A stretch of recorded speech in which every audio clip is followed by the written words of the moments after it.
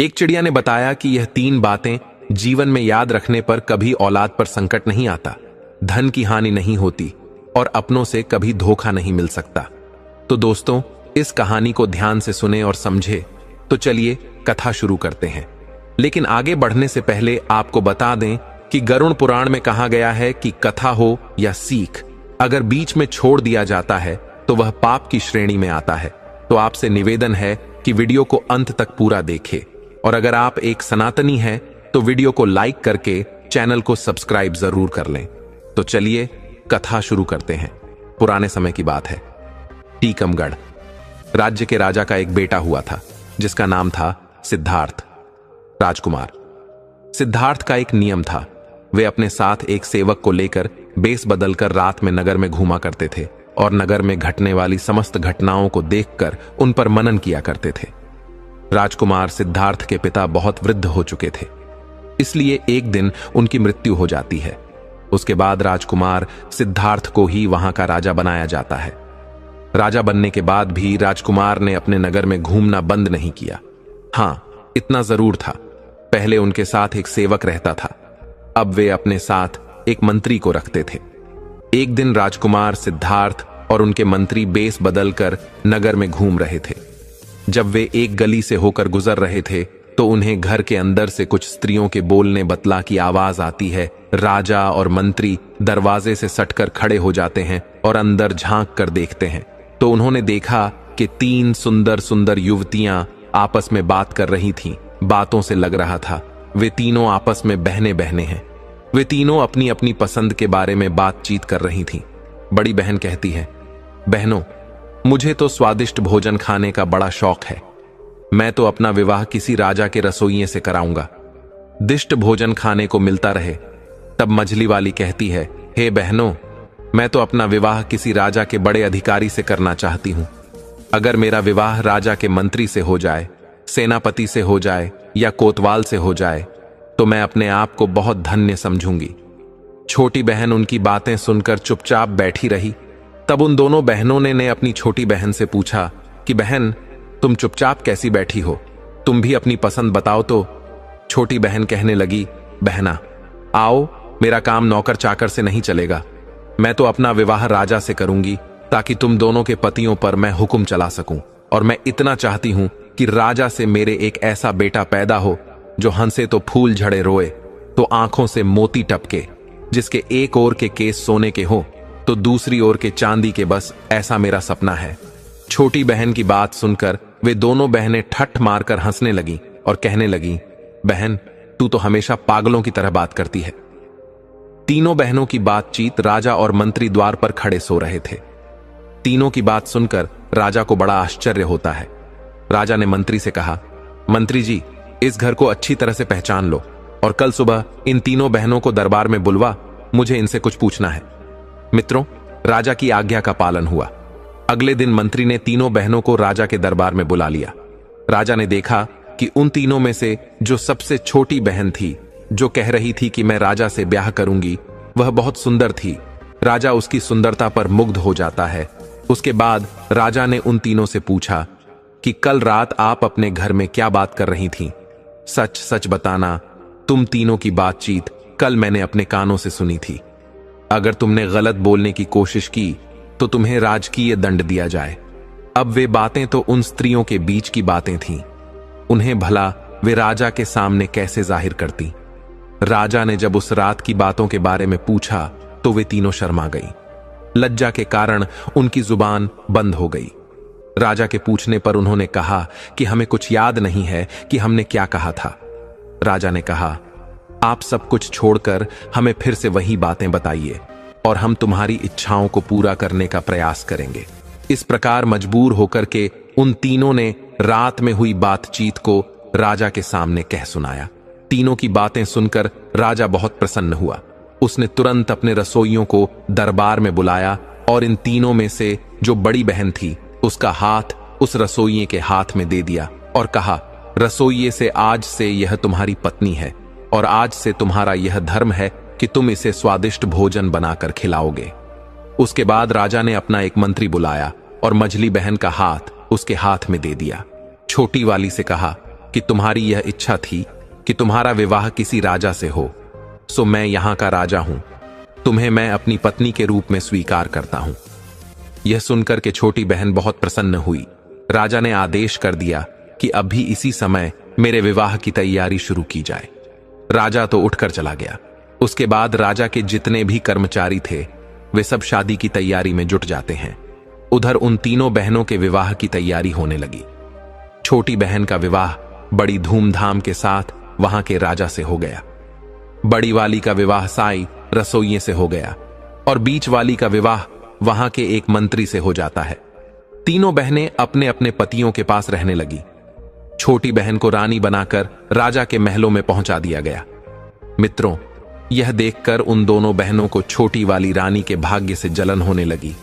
वे दोनों जब इकट्ठी होती थीं तो इस तरह सोचती थी कि हे बहन, छोटी वाली तो सचमुच रानी बन गई और हम अपनी इच्छा का बर पाकर भी उसकी नौकरानी बनकर रह गई है। हमारी छोटी बहन इतनी कौन सी हूर की परी है जो उसको राजा ने अपनी रानी बना लिया। मझली वाली कहने लगी, बहन, बुरा तो मुझे भी लग रहा है। राजा ने उसमें ऐसा क्या देख लिया जो उससे शादी कर ली। कही हुई बातों का क्या है। आदमी हर तरह की बातें सोचता है और करता है। मेरी समय से तो छोटी वाली नहीं बल्कि तुम रानी बनने के योग्य थी। वड़ी ने कहा, मुझे भी यह देखकर आश्चर्य होता है कि राजा की अक्ल पर क्या पत्थर पड़ गए थी जो उसे पसंद कर लिया। उससे तो तुम 100 गुना अच्छी थी मित्रों। इस प्रकार वे दोनों बहनें एक दूसरे को कोसने लगी और एक दूसरे की बुराई करके अपने दिल को तसल्ली देने लगी। लेकिन कई बार डर इतनी प्रबल हो जाती थी कि मन में विचार आता था कि बहन, हम उसकी बड़ी बहन होकर भी उसके नौकर चाकर की पत्नी हैं और वह हमसे छोटा होकर भी हम पर हुक्म बजाती है। हम और हमारे पति उसके एक इशारे पर नाचने लगते हैं। इस तरह की बातें कर करके दोनों दिन रात अपनी छाती को जलाती रहती थी। कई बार सोचती थी कि उसे खत्म कर दिया जाए या राजा की नजरों में उसे गिरा दिया जाए, तभी हमारे मन को शांति मिलेगी।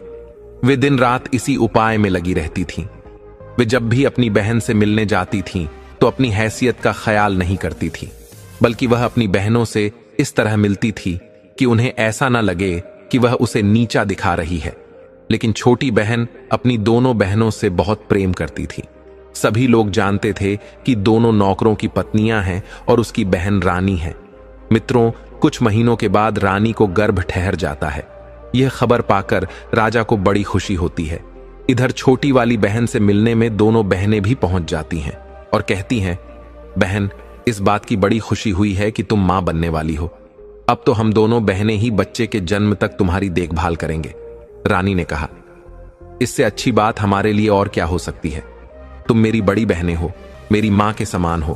तुमसे बढ़कर भला मेरी देखभाल कौन कर सकता है। तुम अपने पतियों के द्वारा यह आवेदन राजा के सामने पेश कर दो। आशा है कि वे इसे स्वीकार कर लेंगे। मित्रों, उन्होंने अपने पतियों के द्वारा राजा से आवेदन किया। राजा ने कहा, ठीक है, यह बात हम रानी से पूछकर ही आपको बताएंगे।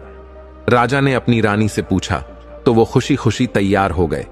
अब तो राजा ने उन दोनों बहनों के लिए रानी के पास रहने और उसकी देखरेख करने की अनुमति दे दी। वे दोनों बहनें रानी के पास महल के अंदर रहने लगी। अब उन्हें अपनी दुष्टता का प्रदर्शन करने का पूरा मौका मिल गया था। इधर जब रानी के बच्चे का जन्म होने का समय आता है तो उन्होंने सारी दास दसियों को वहां से हटा दिया। इधर रानी ने एक बहुत ही सुंदर पुत्र को जन्म दिया। पुत्र को देखकर उन दोनों बहनों की जलन और भी चौगुनी हो गई। चुपचाप उन दोनों ने उस बच्चे को महल के बाहर ले जाकर एक कंबल में लपेटकर एक लकड़ी के संदूक में रखकर नदी में बहा दिया और वहां से एक मरा हुआ कुत्ते का बच्चा उठाकर रानी के पास लाकर रख देती है और महल की सभी दास दसियों को बताया कि रानी ने एक मरे हुए कुत्ते के बच्चे को जन्म दिया है। ये बात सुनकर सभी हैरान रह जाते हैं। इधर राजा को जब यह मालूम हुआ तो वह भी क्रोध से लाल पीला हो जाता है। राजा कहने लगा कि ऐसी स्त्री का मैं क्या करूंगा जो कुत्ते के बच्चों को जन्म देने वाली है। मैं तो इस रानी को मरवा दूंगा। राजा को ऐसा कहता देखकर मंत्री ने उसे समझा बुझाकर शांत किया। इधर वो संदूक नहर में बहता हुआ जाने लगा। नहर जो थी वो राजा के बगीचे से होकर जाती थी। बगीचे की रखवाली के लिए जो सिपाही नियुक्त किया गया था, उस सिपाही का घर भी नहर के किनारे बना हुआ था। उसने नहर में जाते हुए एक लकड़ी के संदूक को देखा तो उसे निकाल लिया।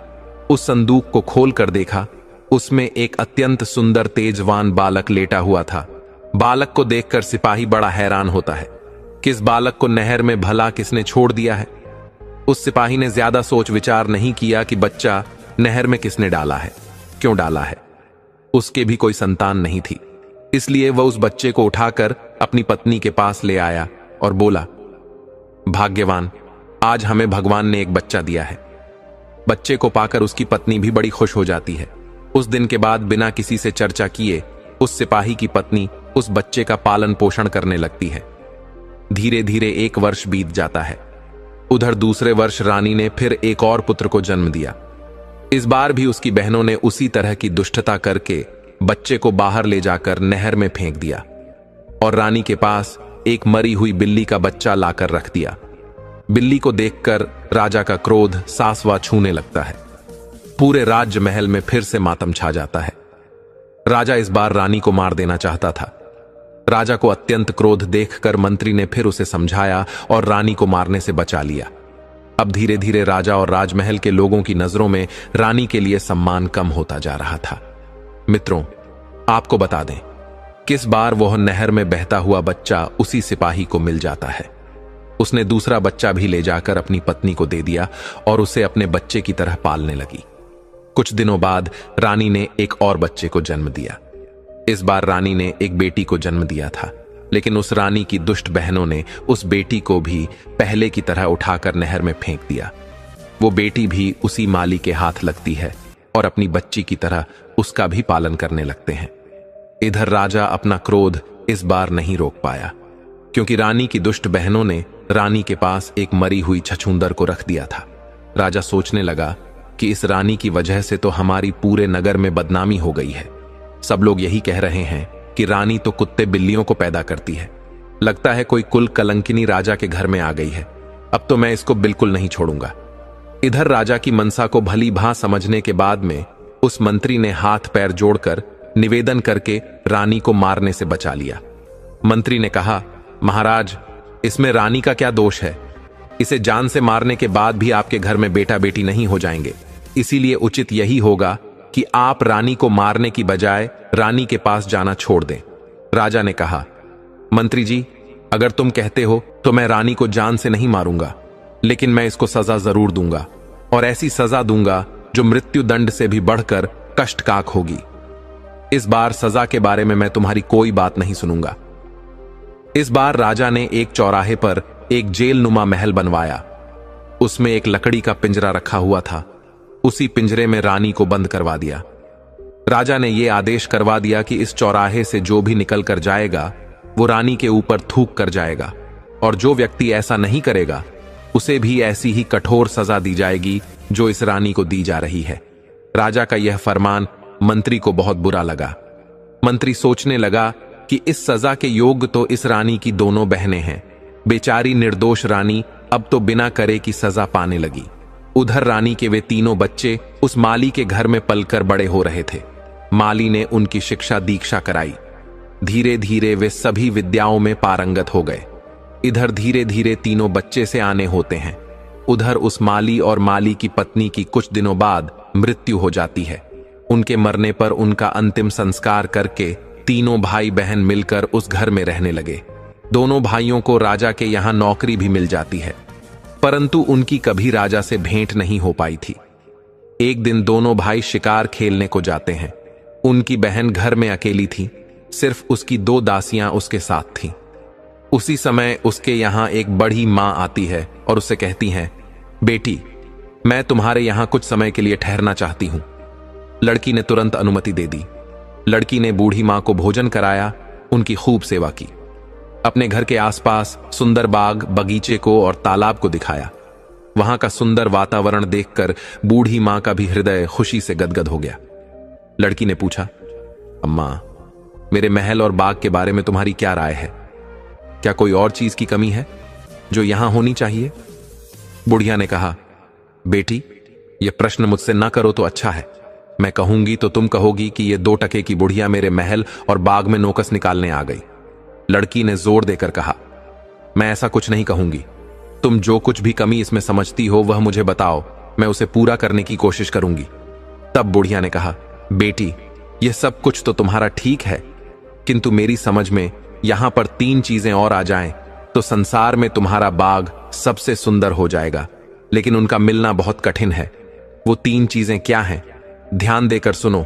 एक तो है, बुलबुल मनुष्य की तरह बोलती है।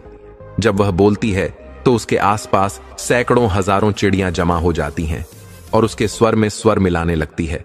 दूसरा है एक गाने वाला पेड़। उसके पत्ते मोटे और चिकने होते हैं।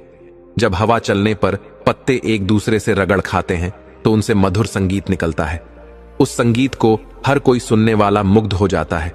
और तीसरी वस्तु है वो सुनहरा पानी। उसकी एक बूंद किसी बर्तन में रख दी जाए तो बर्तन अपने आप भर जाता है और फिर उसमें से एक फव्वारा सा निकलता है जो कभी नहीं रुकता, क्योंकि वह पानी लौटकर उसी बर्तन में गिरता रहता है। बुढ़िया की बात सुनकर लड़की कहने लगी, अम्मा, अगर तुम्हें इन चीजों के बारे में इतने विस्तार से पता है तो तुम यह भी जानती होगी कि यह वस्तुएं कहां मिलती हैं। मुझे बताओ, मैं उनकी प्राप्ति का प्रयत्न करूंगी। बूढ़ी महिला ने कहा, बेटा, मैं तुम्हें यह नहीं बता सकती, लेकिन इतना जरूर बता सकती हूं, यहां से कोई व्यक्ति उत्तर दिशा में चला जाए और सीधा चलता चला जाए तो 10 दिन की यात्रा के बाद जो पहला व्यक्ति उसे मिलेगा उससे पूछे कि यह वस्तुएं कहां मिलेंगी, वही आगे की राह बताएगा। अच्छा बेटी, बुढ़िया कहने लगी, मुझे काफी देर हो गई है, अब मैं चलती हूं। बुढ़िया को क्या मालूम था कि वह लड़की इतनी साहसी लड़की है कि खुद इन चीजों की तलाश में निकल पड़ेगी।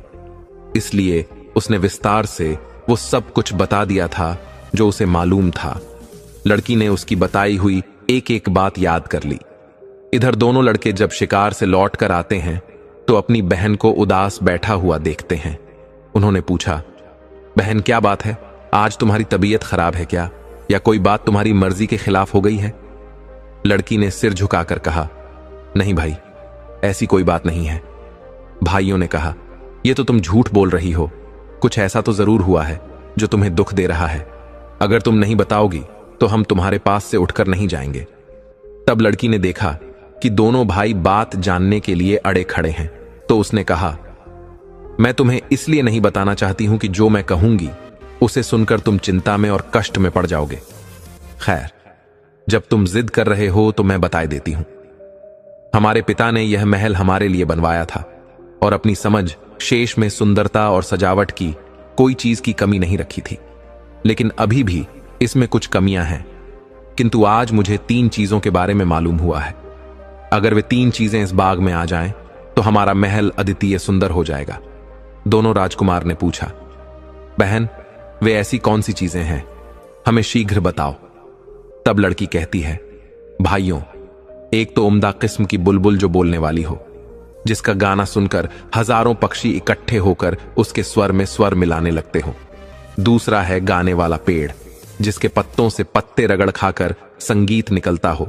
और तीसरा है सुनहरा पानी, जिसकी एक बूंद से ही कभी खत्म ना होने वाला फुबारा बन जाता हो।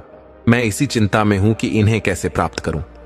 दोनों राजकुमारों ने पूछा, बहन, अगर तुम हमें यह बता दो कि ये तीनों चीजें कहां और किस दिशा में मिले तो हम तुम्हें ढूंढकर लाकर देने का प्रयास करेंगे।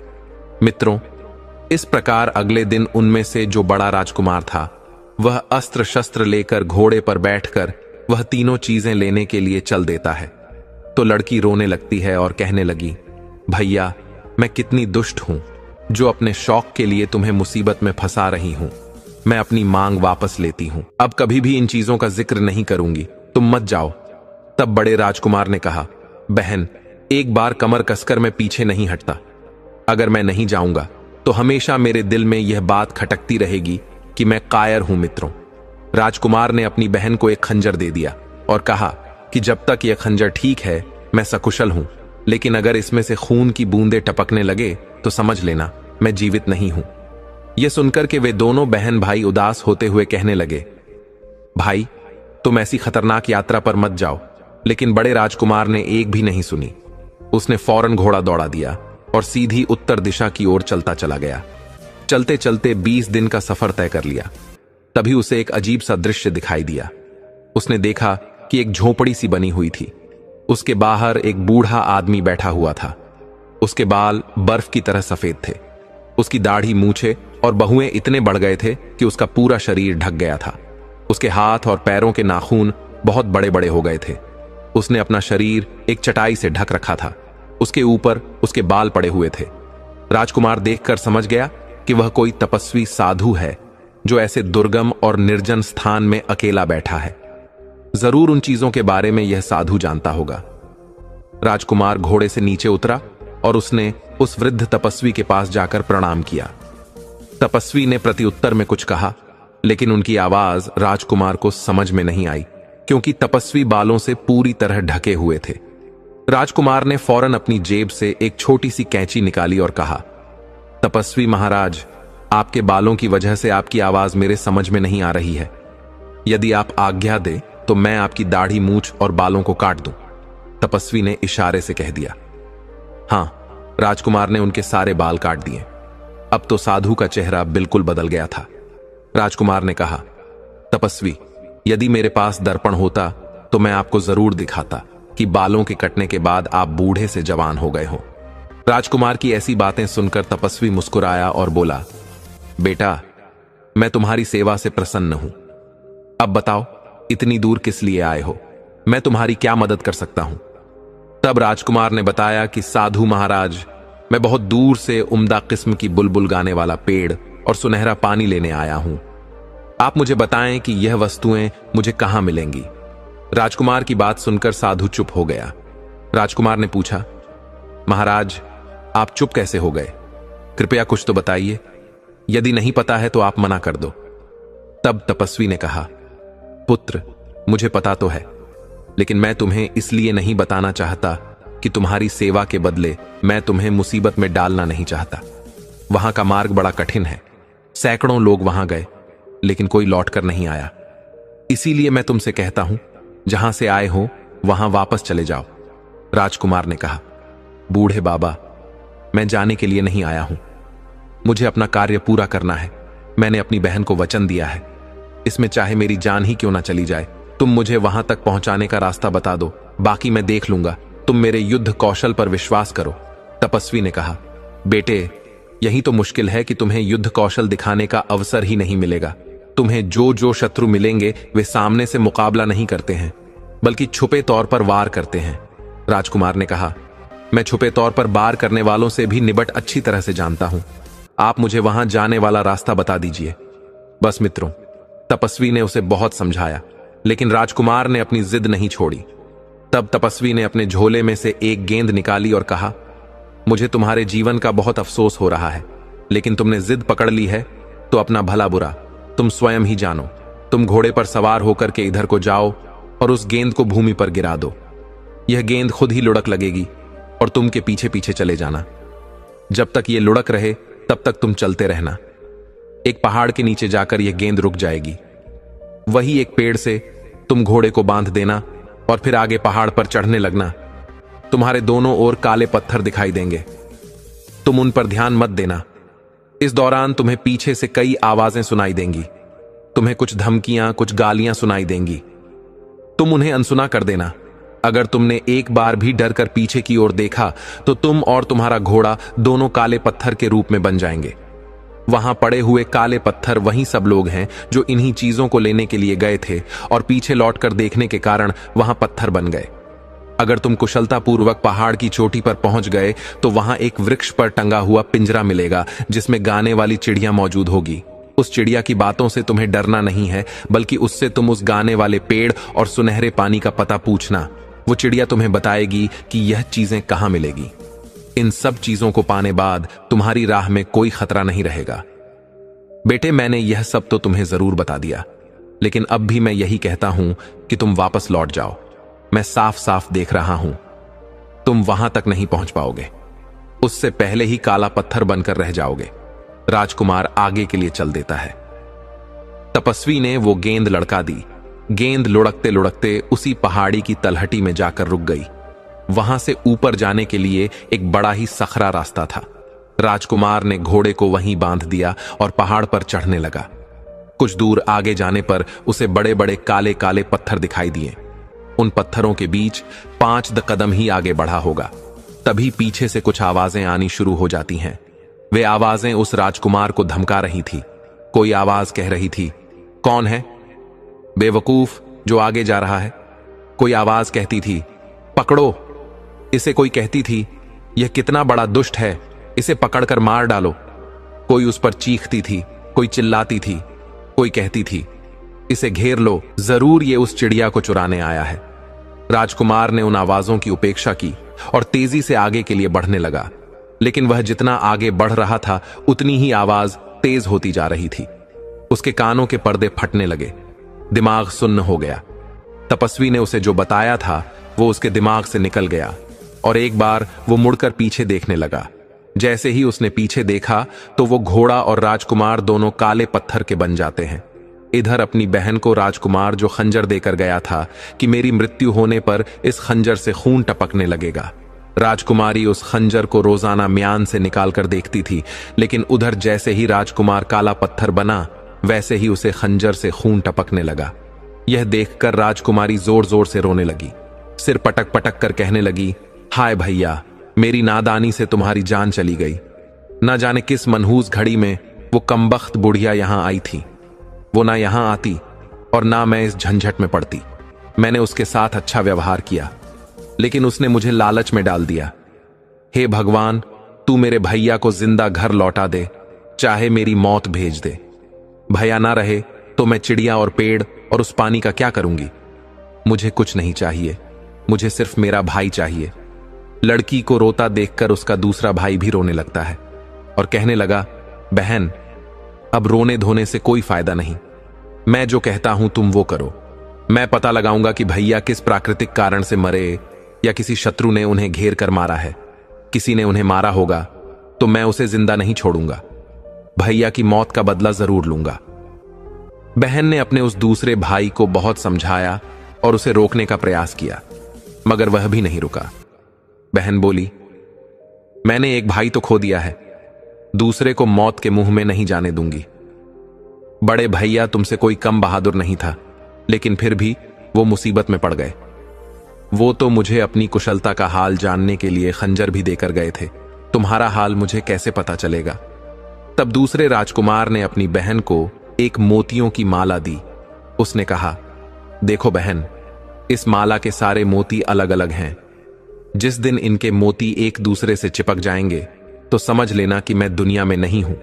ऐसा कहकर के दूसरा राजकुमार भी घोड़े पर बैठ करके चल देता है और 20 दिन की यात्रा करके वो उन्हीं आर्षि के पास पहुंच जाता है। आर्षि को प्रणाम करके उसने पूछा कि आप मुझे बता सकते हैं कि बोलने वाली चिड़िया और गाने वाला पेड़ और सुनहरा पानी कहां मिलेगा। तपस्वी ने कहा, बेटा, वो राह तो बड़ी खतरनाक है। तुम वहां जाने की बात छोड़ दो और घर वापस लौट जाओ। वहां अभी तक जितने भी लोग गए हैं कोई भी लौट कर नहीं आया है। कुछ दिन पहले एक नौजवान आया था, देखने में बिल्कुल तुम्हारे जैसा था।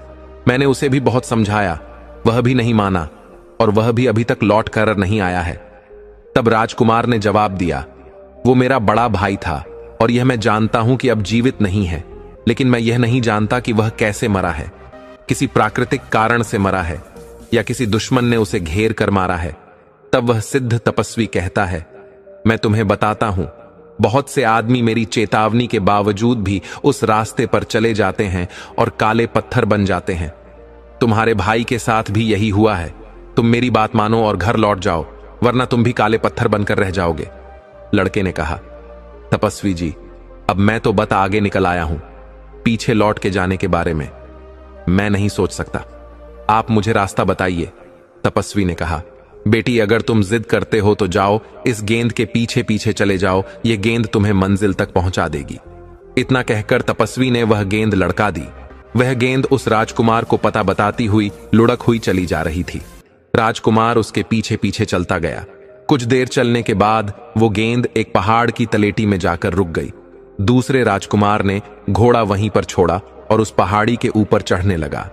2-4 कदम ऊपर चढ़ा होगा कि उसने सुना कि पीछे से कोई डांट कर कह रहा है, अबे बदमाश, अरे बदतमीज, तू कहां बड़ा चला जा रहा है।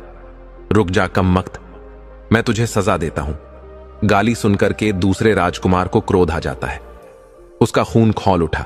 वो उस तपस्वी द्वारा बताई गई चेतावनी को भूल गया। उसने म्यान से तलवार खींच ली और पलट कर देखा कि गाली देने वाले के टुकड़े टुकड़े कर डालूं, किंतु पीछे देखते ही वह काले पत्थर के रूप में बदल जाता है और उसका घोड़ा भी काला पत्थर का बन जाता है। मित्रों, उधर राजकुमारी ने जब उस माला को देखा जिसे राजकुमार देकर गया था, वह माला उसने अपने गले में पहन रखी थी। उसने देखा कि माला के सारे मोती एक दूसरे से चिपक गए हैं। यह देखकर लड़की जोर जोर से चीख पड़ी। वह समझ गई कि उसका दूसरा भाई भी अब दुनिया में नहीं है। भाई के गम में वो बुरी तरह से रोने लगी और रोते रोते बेहोश हो जाती है। जब होश आता है तो उन्हें निश्चय किया कि मेरे ही कारण मेरे दोनों भाई मौत के मुंह में चले गए। मैं भी अब जीकर क्या करूंगी। मित्रों, वो लड़की भी सारी विद्याओं में निपुण थी। शस्त्र चलाना, घुड़सवारी करना, तलवारबाजी, तीरंदाजी, सभी हुनर उसे अच्छी तरह आते थे। अब तो लड़की घोड़े पर सवार होकर स्वयं अपने भाइयों की खोज में निकल पड़ी। 20 दिन चलने के बाद वह उसी साधु के पास आती है और तपस्वी को प्रणाम करके पूछने लगे, हे तपस्वी महाराज, मुझे बोलने वाली चिड़िया, गाने वाला पेड़ और सुनहरा पानी चाहिए। बताओ यह कहां मिलेगा। तब साधु ने कहा, बेटी, तुम एक लड़की हो और तुम्हारे लिए अच्छा यही होगा कि तुम अपनी इच्छाओं पर संयम रखो और जिन चीजों का विचार तुम मन में लेकर आई हो उन चीजों को भूलकर तुम वापस लौट जाओ। वह राह बड़ी कठिन है। लड़की ने अपनी मनसा जाहिर की, तपस्वी जी, अब मैं वापस नहीं जा सकती। कृपया मुझे विस्तार से बताइए कि उस रास्ते में क्या खतरे पड़ेंगे ताकि मैं उनसे निपटने का पहले से कर लूं। साधु ने लड़की को पूरी बात बता दी। साधु ने कहा, बेटी, खतरा सिर्फ तब तक है जब तक पहाड़ की चोटी पर ना पहुंच जाओ। पहाड़ की चोटी पर पहुंचते ही तुम्हें वहां बोलने वाली चिड़िया मिल जाएगी और वही चिड़िया तुम्हें उस पेड़ और सुनहरे पानी के बारे में बताएगी। तुम्हें इतना ध्यान रखना है कि पहाड़ पर चढ़ते समय पीछे से सुनाई देने वाले कटु शब्द और गालियों को तुम्हें अनसुना करते हुए आगे बढ़ना है। वहां जो काले पत्थर मिलेंगे वो सब वही लोग हैं जिन्होंने उन गालियों को बर्दाश्त नहीं किया है। कुछ समय पहले 2 नौजवान भी आए थे, वो भी शायद उन्हीं पत्थरों के ढेर में पड़े होंगे। लड़की ने कहा, महाराज, वह मेरे भाई थे। लड़की ने कहा, इसका मतलब वह शब्द किसी का कुछ नहीं बिगाड़ सकते। यदि उन्हें अनसुना करते हुए आगे बढ़ा जाए तो लड़की ने क्या किया, अपने कान में रुई लगा ली। तपस्वी ने वही गेंद लड़का दी। लड़की उस गेंद के पीछे पीछे चलने लगी। गेंद जाकर के पहाड़ों की तलेटी में रुक जाती है। लड़की ने घोड़ा वहीं छोड़ा और पहाड़ी के ऊपर चढ़ने लगी। तभी पीछे से बड़ी भयानक आवाजें आने लगती हैं, किंतु लड़की के कानों में रुई लगी थी। इस कारण से वे आवाज उसे सुनाई नहीं दे रही थी। लड़की लगातार आगे को बढ़ती जा रही थी। आवाजें धीरे धीरे बहुत तेज होती चली गई। लड़की उन गालियों को सुनती गई और सहन करती गई। आखिरकार वो उस पहाड़ की चोटी पर चढ़ ही गई। वहां जाकर उसने देखा कि एक पिंजरे में एक सुंदर चिड़िया मधुर सुर में गा रही है। लड़की को देखते ही वह चिड़िया एकदम गरज कर कहने लगी, ए लड़की, खबरदार, मेरे पास मत आना।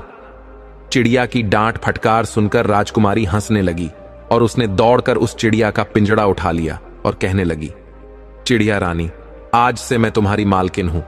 अब तुम हमेशा मेरे कब्जे में रहोगी। तो लड़की ने अब अपने कानों से रुई निकाल ली थी। चिड़िया बोली, तुम ठीक कह रही हो। अब मैं सदैव तुम्हारे पास रहूंगी। मैं हमेशा पिंजरे में बंद रहती हूं और संसार की कोई भी बात ऐसी नहीं है जो मुझे मालूम ना हो। तुम्हारा हाल भी मैं इतना जानती हूं कि जितना तुम भी नहीं जानती हो। मेरे कारण तुम्हें बहुत ही लाभ मिलेगा। अब तुम मेरी मालकिन हो और मैं तुम्हारी सेवा करूंगी। इस समय तुम मुझे बताओ कि मुझसे क्या चाहती हो। चिड़िया की बातें सुनकर लड़की बहुत प्रसन्न होती है। राजकुमारी ने कहा, मुझे अपने भाइयों के पत्थर बनने का बड़ा दुख है। खैर, यह बातें मैं तुमसे बाद में करूंगी। पहले मुझे यह बताओ कि मुझे गाने वाला पेड़ और सुनहरा पानी कहां मिलेगा। मित्रों, चिड़िया ने जो रास्ता बताया, राजकुमारी चलकर उस स्थान पर पहुंची। वहां एक सुनहरे पानी का कुंड था। लड़की ने एक चांदी की सराय में उस पानी को भर लिया।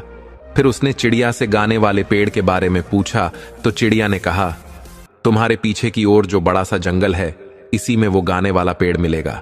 वहां पहुंचकर तुम्हें खुद पता चल जाएगा कि वो पेड़ कौन सा है, क्योंकि उस पेड़ से संगीत निकलता होगा। राजकुमारी ने कहा, यह तो ठीक है, लेकिन मैं उस पेड़ को उखाड़ कर लाऊंगी कैसे। चिड़िया बोली, पेड़ नहीं उखाड़ना है, तुम सिर्फ उस पेड़ की एक टहनी तोड़कर ले आना। जब तुम अपनी बाटिका में उस टहनी को लगाओगी तो कुछ ही समय में वह टहनी पूरे वृक्ष के रूप में बदल जाएगी। उस चिड़िया के बताए अनुसार राजकुमारी उस जंगल में पहुंच जाती है और वहां से गाने वाले पेड़ की टहनी तोड़कर अपने पास लेती है। राजकुमारी को अब तीनों चीजें प्राप्त हो चुकी थीं, लेकिन उसे अपने भाइयों का सबसे ज्यादा ख्याल अपने दिमाग में बना हुआ था। उसने चिड़िया से पूछा, चिड़िया रानी, मेरे दोनों भाई रास्ते में काले पत्थर बने पड़े हैं, क्या मैं उन्हें फिर से जीवित कर सकती हूं? मैं तो यह भी नहीं जानती कि उन काले पत्थरों में मेरे भाई कौन से हैं। चिड़िया ने कहा कि तुम इस सराय में जो सुनहरा जल लेकर आई हो, एक एक बूंद उन शिलाखंडों पर डालते जाना, तुम्हारे भाई घोड़े सत फिर से जीवित हो जाएंगे। चिड़िया की बातें सुनकर राजकुमारी प्रसन्न हो गई और पिंजरा सुरा और टहनी लेकर पहाड़ से उतरने लगी।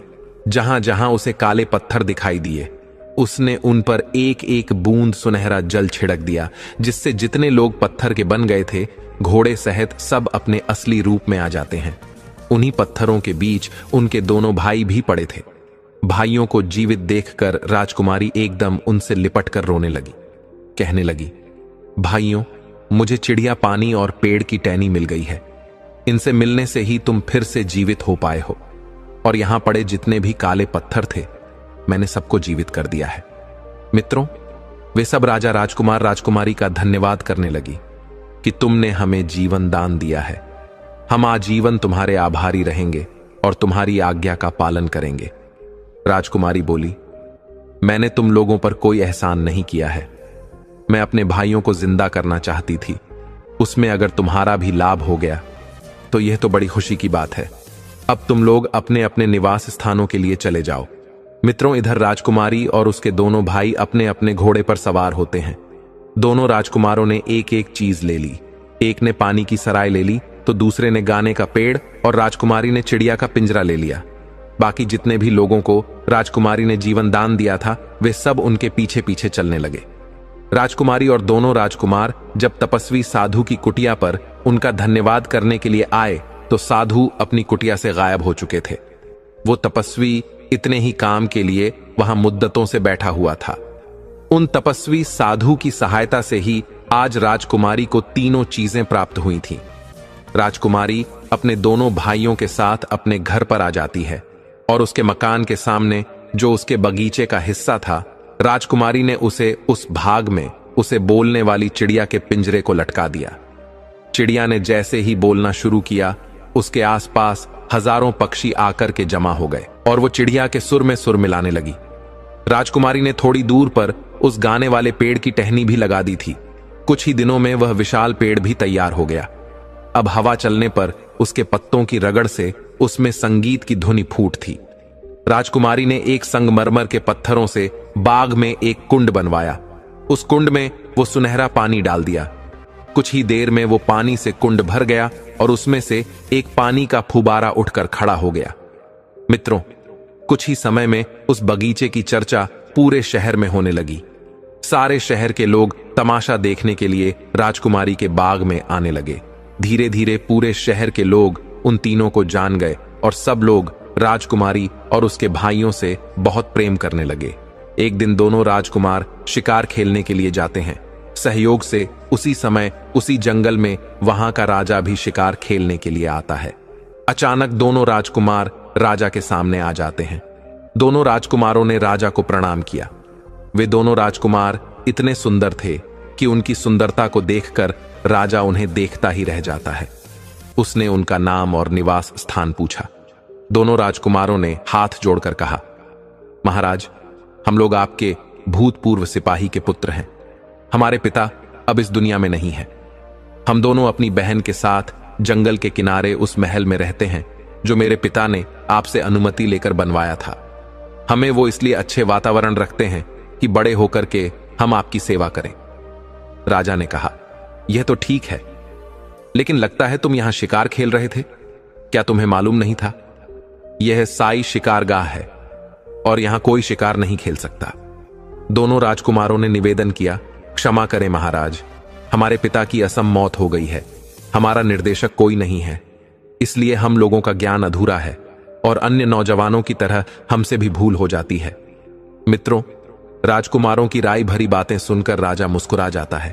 कहने लगा, पुत्रों, क्या तुम्हें शिकार खेलना भी आता है या नहीं? दोनों ने जवाब दिया, हाँ महाराज, हमें शिकार खेलना अच्छी तरह से आता है। आप हमें अवसर देकर तो देखें।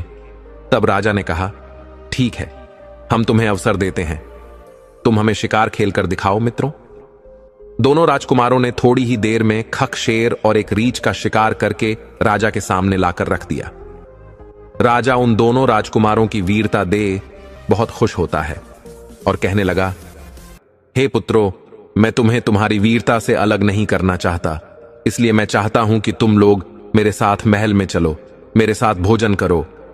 राजकुमारों ने कहा, महाराज, इस समय हम आपके साथ नहीं चल सकते। हम इस उद्दंडता के लिए क्षमा चाहते हैं। राजा ने आश्चर्य से पूछा, क्यों नहीं चल सकते? तो उन्होंने बताया कि हमारी एक बहन है। हम तीनों जो भी करते हैं, तीनों की सलाह करते हैं। हम अपनी बहन की सलाह लेकर ही आपके यहां आ सकेंगे। राजा ने कहा, मुझे इस बात की बड़ी खुशी है कि तुम भाई बहन एक दूसरे की सलाह से काम करते हो। राजा ने कहा, ठीक है, आज तुम अपने घर जाओ और अपनी बहन से पूछकर कल तुम इसी जगह पर हमें आकर मिलना।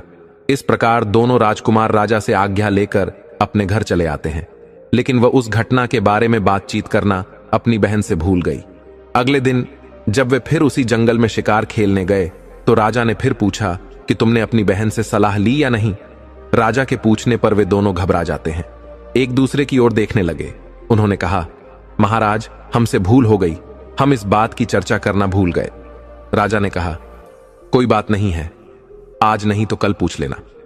दोनों राजकुमार अपने घर आते हैं और अपनी बहन से कहते हैं कि बहन, आज हम शिकार खेलने गए थे तो हमें यहां का राजा मिला था और राजा ने हम दोनों को अपने आप भोजन पर बुलाया है। राजकुमारी ने कहा, यह तो तुम्हारे लिए सौभाग्य की बात है, लेकिन रुको राजा योगी, अग्निजल, इनकी उल्टी रीत इनसे बचकर चालियो, थोड़ी पालियो प्रीत।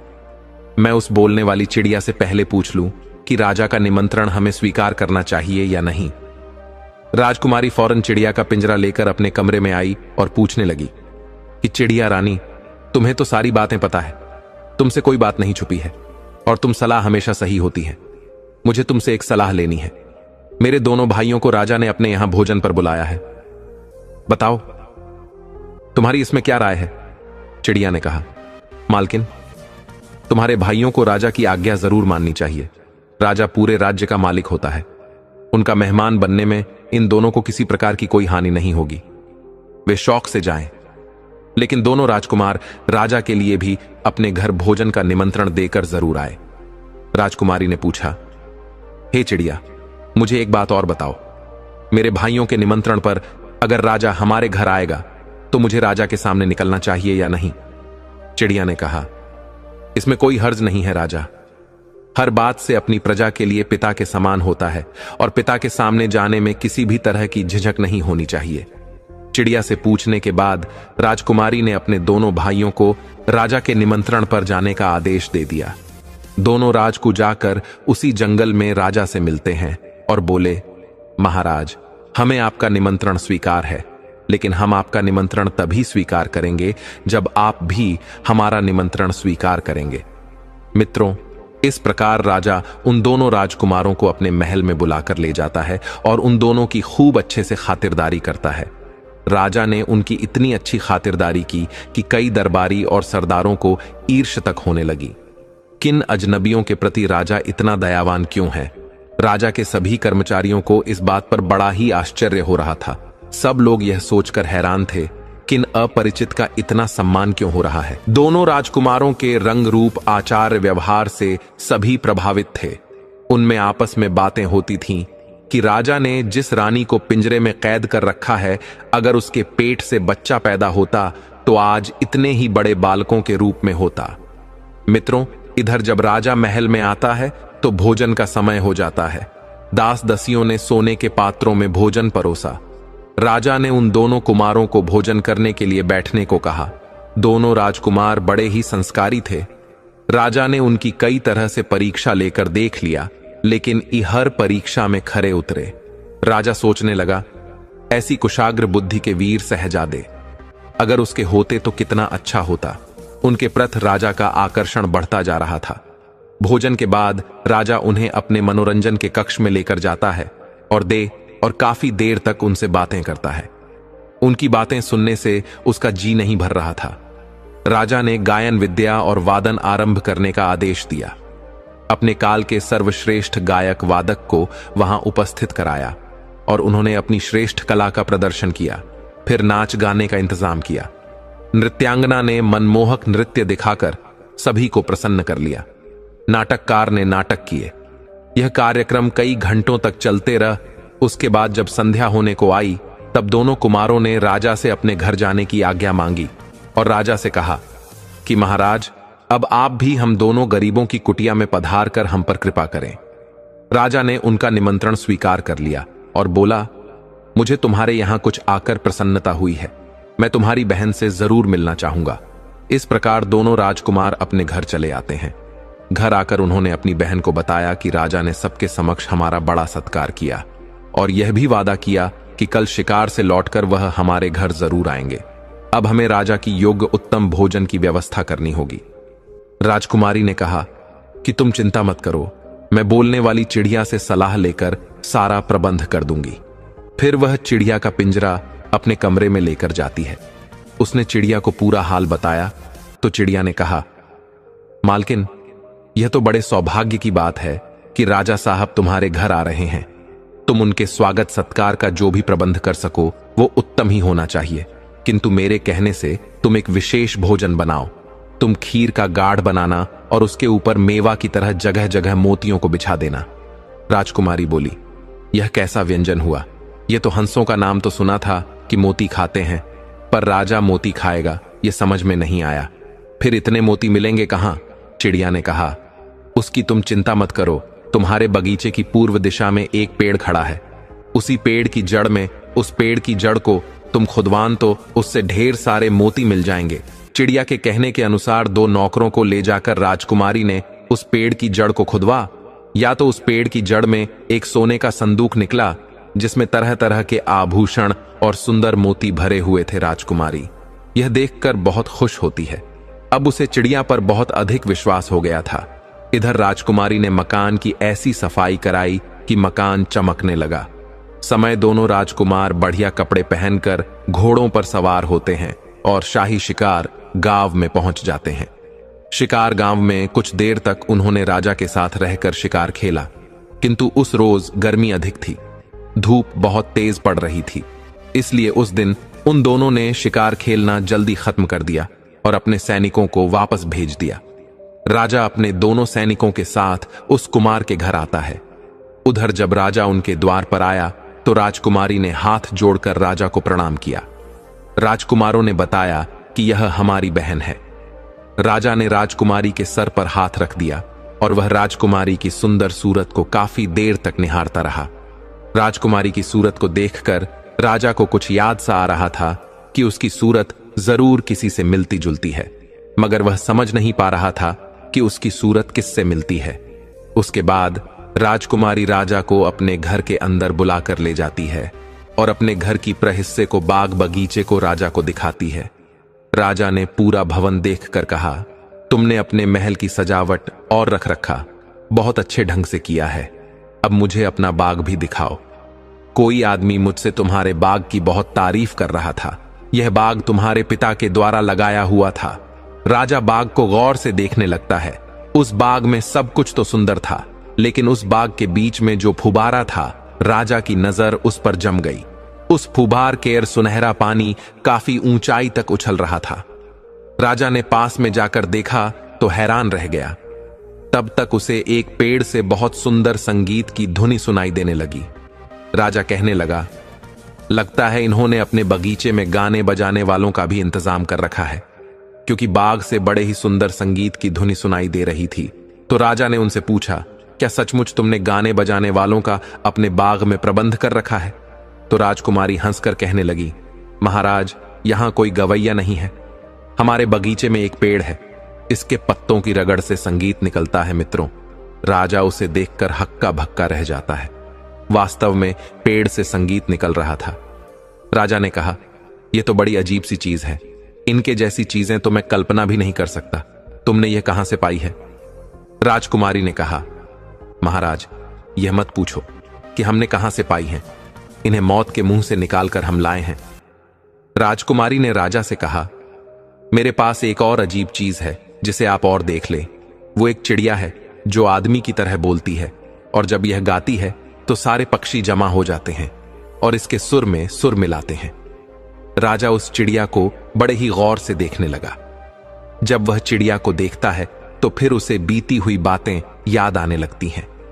फिर उस चिड़िया ने सारी कहानी उस राजा को सुनाई जो पहले बीत चुकी थी। तो राजा अब बातें सुनकर अपना सर पकड़ लेता है और कहता है कि यह सारी बातें तो हमें रानी की बहनों ने बताई थी, जो रानी की सगी बहनें थीं, क्योंकि वे उसकी शुभ चिंतक थीं। तब चिड़िया ने कहा, सरकार, यही तो भूल हुई है आपसे कि आपने उन्हें शुभ चिंतक समझा जब से उन्होंने देखा कि वे नौकरों से बहाई गई हैं और छोटी बहन राजरानी बन गई है तो जलकर मरी जा रही थी। उन दुष्टों ने इस बात का भी ख्याल नहीं किया कि रानी ने शादी के बाद भी उनसे बहनों जैसा प्रेम रखा था। रानी को मृत्युदंड दिलाने के लिए उन्होंने 3-3 बार सफेद झूठ बोला है। वह तो भला हो उस मंत्री का जिसके कारण रानी की जान बची है। रानी के प्रति अपने दुर्व्यवहार को याद करके राजा की आंखों में आंसू आने लगे। चिड़िया फिर बोली, सरकार, अपने सामने बैठे इन तीनों बच्चों को गौर से देखिए। ये तीनों बच्चे, पिल्ला बिल्ली का बच्चा और अंदर, जिन्हें आपकी रानी ने जन्म दिया था। रानी की दुर्दशा उनकी बहनों के कारण हुई है। रानी की बहनों ने इनके जन्म पर इनकी जगह मरे हुए जानवर रख दिए और इन्हें कंबल में लपेटकर टोकरी में डालकर नहर में फेंक दिया था ताकि यह डूब कर मर जाए और किसी को पता भी ना चले।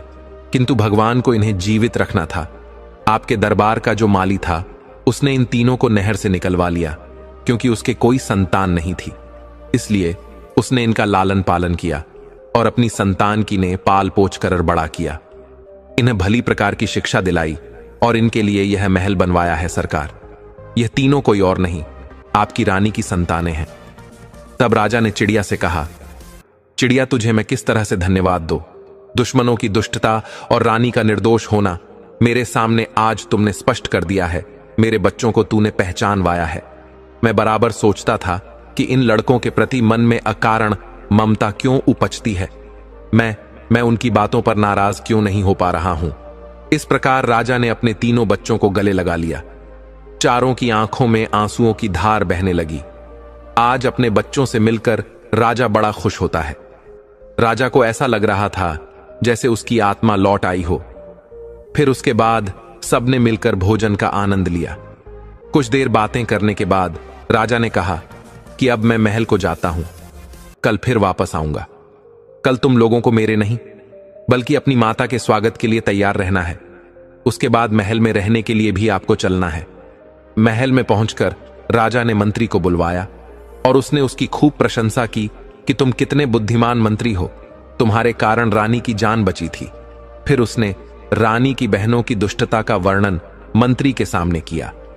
राजा ने मंत्री को सारी कहानी का सुनाई और कहा कि उन दोनों दुष्ट स्त्रियों को अब भी बुलाकर उन्हें वही दंड दिया जाए जो मैंने अपनी रानी को दिया था। किसी भी प्रकार की वे दया की पात्र नहीं है। मित्रों, मंत्री ने बिना देर किए राजा के आदेश अनुसार सारे कार्य किए और दोनों दुष्ट बहनों को वही दंड दिया गया जिसकी वे हकदार थीं। उसी चौराहे पर उन्हें पिंजरे में बंद कर दिया गया और पिंजरे से रानी को निकालकर राजा ने उसे गले लगाकर बार बार उससे क्षमा मांगी और रानी को बताया कि उसके दोनों बेटा और बेटी जिंदा है। यह खबर सारे राज में फैल गई। सभी लोग उत्सव मनाने लगे। हर जगह नाच गान होने लगा। रानी राजा के साथ महल में आ गई और तीनों बच्चे अपनी मां से देर तक लिपटे रहीं। रानी अपने बच्चों से मिलकर बहुत प्रसन्न हुई। आज परमात्मा ने उन्हें फिर से मिला दिया था। राजकुमारी ने अपनी मां को उस बोलने वाली चिड़िया से मिलाया और अपने सुंदर बाग में खड़े उस पेड़ को दिखाया जिससे संगीत निकलता था। चिड़िया ने राजा और रानी से कहा, हे राजन, जीवन में 3 महत्वपूर्ण बातें याद रखी जाएं तो इससे न केवल आपकी औलाद पर संकट आता है, तो कभी आपकी औलाद पर संकट नहीं आएगा, न कभी धन की हानि होगी और धोखेबाजों से भी बचा जा सकता है। पहली बात, बिना देखे सुनी सुनाई बातों पर विश्वास करके कोई निर्णायक कदम ना उठाए।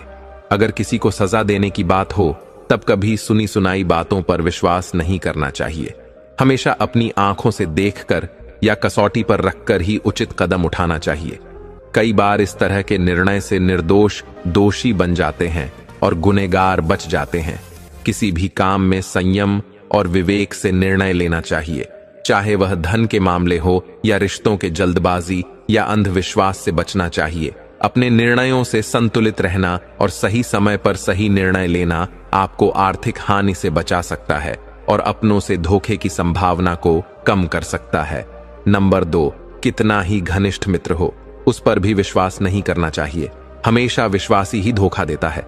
विश्वास तब करें जब उन्हें अपनी कसौटी पर परख ले और बीच बीच में उनकी परीक्षा करते रहे।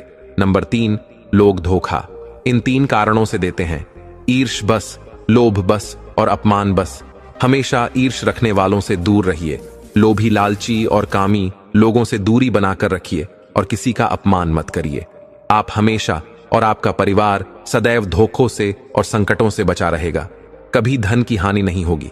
तो मित्रों, इस तरह से राजा का पूरा परिवार इकट्ठा हो जाता है और फिर से राजा के घर में वह खुशी लौट आती है। रानी की सारी मुश्किलें कट जाती हैं। तो दोस्तों, ये कहानी कैसी लगी कमेंट सेक्शन में जरूर बताना। मिलते हैं आपसे अगले वीडियो में एक और चर्चा के साथ। आप सभी का बहुत बहुत धन्यवाद। जय श्री कृष्णा।